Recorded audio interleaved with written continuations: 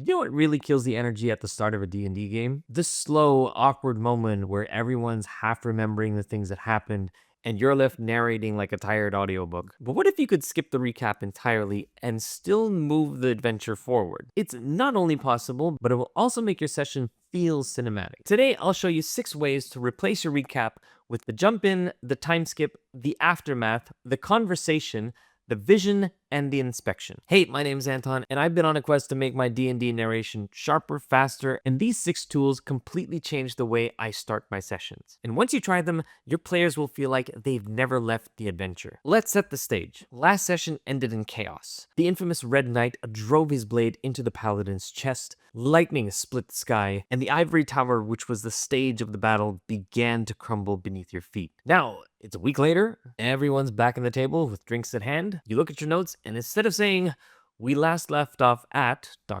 you start with the jump in, right back into action. If your last session ended with a battle mid-chase, don't waste a single heartbeat with the setup. Just drop your players right back into the action like so. The paladin lies dead at your feet. The Red Knight ascends into storm above, his red cloak flicking in the wind as the lightning begins to split the sky. Beneath you, the stones begin to give way as your feet begin to slip through the cracks of the ivory tower.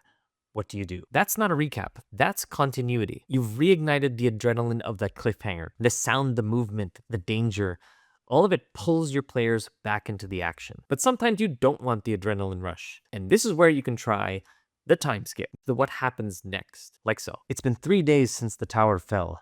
The rain hasn't stopped. The Red Knight's sword lies broken in a shallow grave at the edge of your camp, buried with the paladin who swore to rid the world of its evil. That's a recap told by moving the story forward. Now the trick is you moving the story forward through time, advancing just enough for your players to rebuild the memories of what happened previously. It's giving them the opportunity to jog their memories and fill in the blanks for themselves. But if you're coming back from a very long hiatus, which I've had in the past, you might want to try the aftermath, where the adventure picks up literally weeks, months, or even years after you last left off. Like so. 2 long years have passed since the fall of the ivory tower. The Red Knight now rules with impunity. You begin to catch rumors that the Red Knight has liberated the people from tyranny.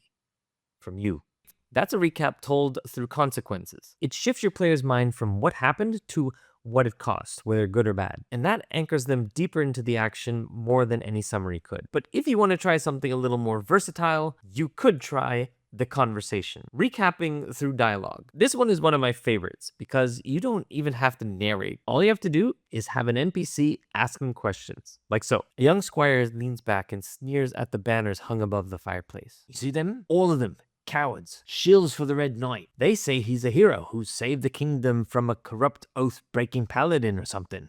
He pauses and whispers, "But you know different, don't you?" In answering those questions, suddenly your players are doing the recap for you. They fill in the details, you might correct the story. You've turned remembering into role-playing without breaking immersion. And speaking of vague recollections, this next technique is all about the vision, letting the past haunt the present. When you want to blend memory and mystery, wrap the recap in a dream, a vision, or an illusion. Like so. You are on your back. Your limbs are suppressed under the weight of heavy armor, paladin's armor. The darkening sky above you rumbles. Then a burst of pain snaps your blurred vision towards the Red Knight kneeling above you. You clutch the blade as it's thrust into your chest. The Red Knight's voice echoes, "Your death will not be in vain, father." With a yell, he thrusts his blade through you as boom, thunder cracks in the sky, and you awaken. Now the recap becomes revelation. Maybe they see the battle from a different angle.